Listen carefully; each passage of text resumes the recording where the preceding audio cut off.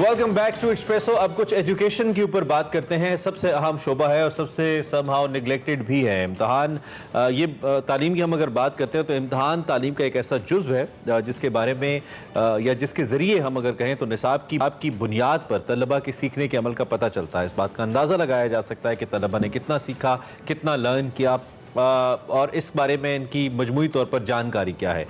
इसके लिए हफ्तावार, माहाना, हम सब जानते हैं, हम सब इस अमल से गुजरे हैं, सालाना, सहमाही, शिशमाही इम्तहान होते रहते हैं। पाकिस्तान में सानवी और आला सानवी सतह के जो तकरीबन 40 लाख तलबा सालाना हाई स्टेक इम्तहानात में शिरकत करते हैं। एक अंदाज़ा है। इंटरमीडिएट और सेकेंडरी एजुकेशन के 30 बोर्ड्स में से जो इन इम्तहानात जिनकी हम जिक्र कर रहे हैं, इनके इनेकाद के अंदर वो हिस्सा लेते हैं, इनका इनेकाद कराते हैं। कराची समेत सिंध भर में जो मैट्रिक के इम्तहानात हैं उनका आगाज़ हो चुका है, लेकिन एक बार फिर बद इंतज़ामी इसमें सामने देखने में आ रही है और कल फिर हमने देखा पर्चे आउट हो गए। और मुझे इस मौके पर हमेशा ऑन लाइटर साइड ये दुख रहता है कि हमारे वक्त में क्यों नहीं होता था ये, अब तो बहुत ही होता है। एक्चुअली बहुत ज़्यादा इससे बहुत वो गैर मुनसिफाना तरीके से कुछ बच्चे तो नंबर हासिल कर लेते हैं, बाकी बच्चों कहीं वो पीछे रह जाते हैं और फिर ज्यादा स्कोर वर्क करने वाले जो तलबा होते हैं यूनिवर्सिटी टेस्ट में नाकाम होते हैं। और इसकी वजह एग्जैक्टली फिर एक इम्तहानी पर्चों का लीक होना, ये ऐसा अमल है जो तालीमी निज़ाम का बेसिकली कह लें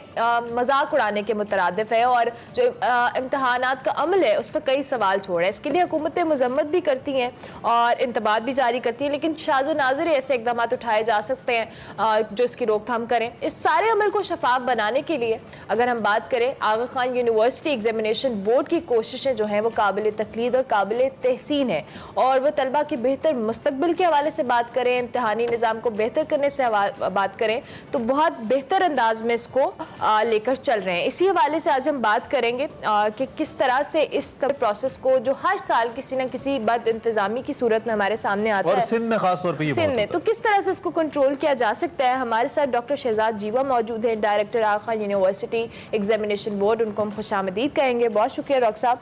ऑब्वियसली ये एक बड़ा अनफॉर्चुनेट सा तरीका है जो हम हर साल देखते हैं किसी न किसी शक्ल में के पर्चे लीक हो जाते हैं, नकल करने का मामला है। ये सारी सिचुएशन पे सबसे पहले तो अभी रिसेंटली कल का वाक़या है, क्या कमेंट करेंगे आप? बहुत बहुत शुक्रिया हरमाला साहिबा एंड हसन साहब फॉर इनवाइटिंग मी। जी हाँ, जिस तरह आपने कहा कि पूरे मुल्क भर में इम्तहानात होते हैं, सानवी, आला सानवी, तो इसमें जो नकल और चीटिंग का जो है एक बहुत कॉमन फीचर जी आप सुनते आ रहे साल ब साल।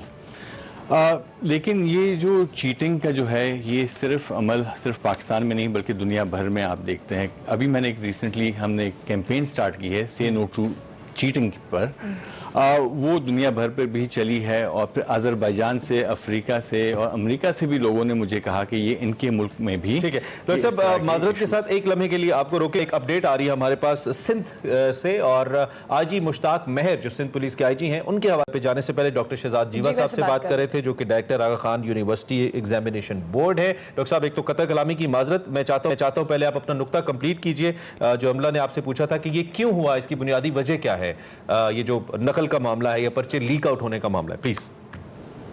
जी थैंक यू सो मच। तो मैं जिस तरह कह रहा था कि ये दुनिया भर में ये इस तरह के इश्यूज होते हैं और हमारे मुल्क में ये साल ब साल होते आ रहे हैं और ये बड़ा सीरियस नोट है। इस चीज़ को हम कहते हैं एकेडमिक डिसऑनेस्टी।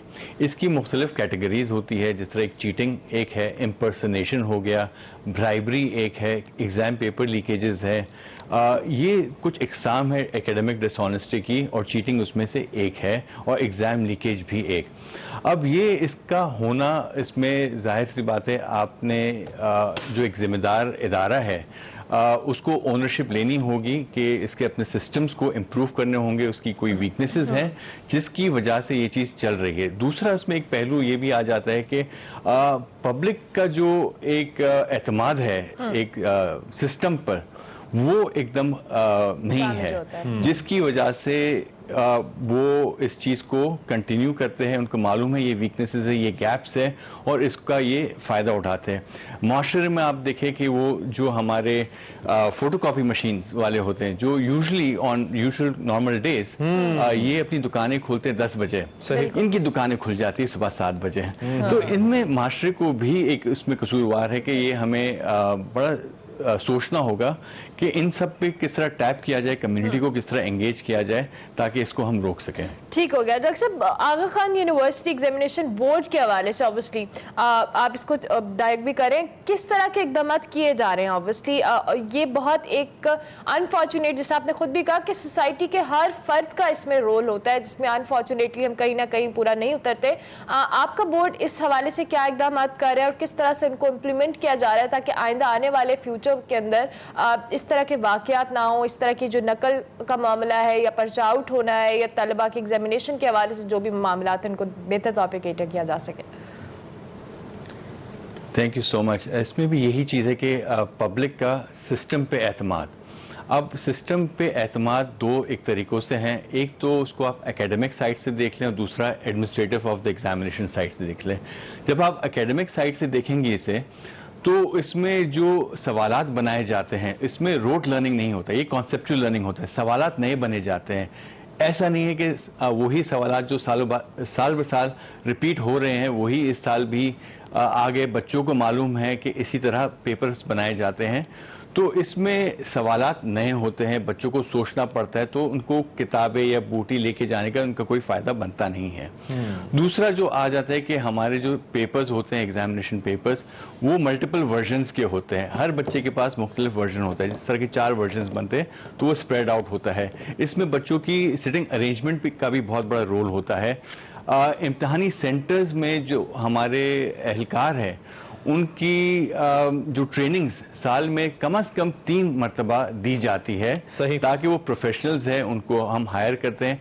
और तमाम सेंटर्स में सीसीटीवी, तमाम रूम्स में सीसीटीवी होते हैं जिसकी मॉनिटरिंग होती है, क्वालिटी एश्योरेंस टीम होती है, ऑडिट टीम्स होती है जो कंटिन्यूअस तमाम चीज़ को चेक एंड बैलेंस कर रही है। क्या ये बहुत ज़्यादा कॉस्टली सिस्टम है, बहुत ज़्यादा महंगा सिस्टम है जो आप क्योंकि आपका इदारा तो माशाल्लाह इट्स अ गुड इंस्टीट्यूशन जो अफोर्ड कर सकता है, और पाकिस्तान के इतने बड़े बोर्ड जिनका मिलियंस का बिलियंस का बजट होता है वो अफोर्ड नहीं कर सकते। This is I am just asking in a sarcastic वे कि अगर एक इदारा इसको इंप्लीमेंट कर सकता है तो स्टेट ओन्ड एजुकेशनल सिस्टम इसको ओन क्यों नहीं कर सकता? इसमें क्या प्रायोरिटी नहीं है हमारे उन लोगों की जो कि पॉलिसी मेकिंग करते हैं स्टेट लेवल के ऊपर? कोई नेग्लिजेंस है या वो चाहते नहीं है कि बच्चे अच्छे से पढ़ें? जी बिल्कुल, इसमें जाहिर सी बात है कॉस्ट तो लगती है। कोई भी चीज़ में आपने क्वालिटी डालनी है तो उसकी एक कॉस्ट होती है। दूसरा ये कि जो आपने बात की कि हुकूमत की इसमें क्या इंटरेस्ट रहा है कि तालीम में कितना इसमें बजट डालना है। आपको मालूम है 2% इस तरह कुछ लगभग इसका बजट बनता है, जो 90% से ज़्यादा ये लग जाता है सैलरीज में।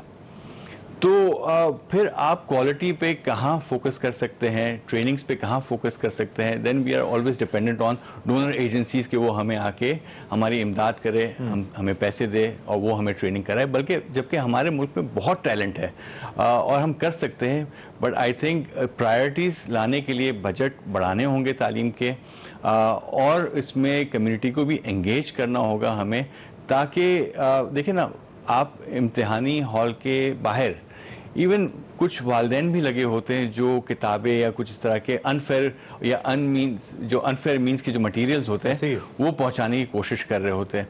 तो वो तमाम चीज़ें भी हमें रोकनी है जब तक हमारे पास इतने कॉलेजेस या इतने यूनिवर्सिटीज़ नहीं होंगे, क्योंकि इस वक्त हमारे पास बहुत लिमिटेड कॉलेजेस और यूनिवर्सिटीज़ है, जिसका मतलब ये बनता है कि कंपटीशन बहुत बढ़ जाता है, तो जगह नहीं मिलती।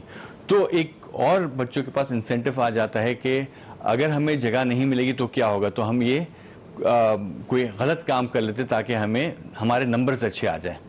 अब जब नंबर्स तो अच्छे आ जाते हैं, लेकिन आपको मालूम है फिर एंट्रेंस टेस्ट होता है, क्योंकि जो क्वालिफिकेशंस है हमारे इंटर और मैट्रिक की हमारे मुल्क में, इसकी क्रेडिबिलिटी ख़त्म हो चुकी है, जिसकी वजह से यूनिवर्सिटीज़ ने एंट्रेंस टेस्ट स्टार्ट कर लिया। बिल्कुल सही। अब उस एंट्रेंस टेस्ट में वो बच्चे जो चीटिंग कर रहे होते या रोट लर्निंग से पढ़ते हैं वो फिर कामयाब नहीं होते, फिर वो वहाँ पर। अच्छा डॉक्टर साहब, टाइम जो कि कम है, आपकी मौजूदगी से फ़ायदा उठाते हुए हम ये टॉपिक ऑब्वियसली पहली बार तो डिस्कस नहीं कर रहे हैं, ये होता रहता है, पंजाब में भी होता है, सिंध में भी होता है, बलोचिस्तान में भी दीगर जगहों पे भी होता रहता है, कोई जजा और सजा का सिस्टम मौजूद नहीं है, कोई तायुन नहीं किया जाता कि ये इतनी बड़ी क्रिमिनल नेग्लिजेंस है कि पर्चा लीक हो गया, एक नस्ल के मुस्तकबिल का मामला है और इसको ऐसे लिया जाता है जैसे कुछ हुआ ही नहीं। इसमें तो मेरे ख्याल में वज़ीर तालीम को खुद इटसेल्फ पीनलाइज किया जाना चाहिए, उसको इस्तीफा देना चाहिए, उसको कटहरे में लाना चाहिए, अदालत को अज खुद नोटिस लेना चाहिए इसका, ये इतना बड़ा मामला है कि बच्चों के मुस्तकबिल का इशू है, लेकिन कुछ नहीं किया जाता। तो आपके ख्याल में ये जो जजा और सजा का मामला है, ये ऐसे केसेस के अंदर कितना इंपॉर्टेंट है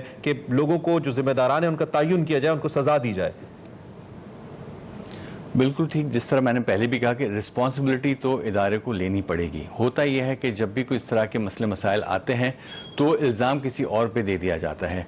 जब आप इल्ज़ाम दूसरे पे लगा देंगे कि भाई किसी उस स्कूल के हेडमास्टर ने या प्रिंसिपल ने ये किया था या वहाँ के इन्विजिलेटर्स ने किया था या एग्जाम पेपर लीक होता है तो आप किसी और पे इल्ज़ाम लगा देते।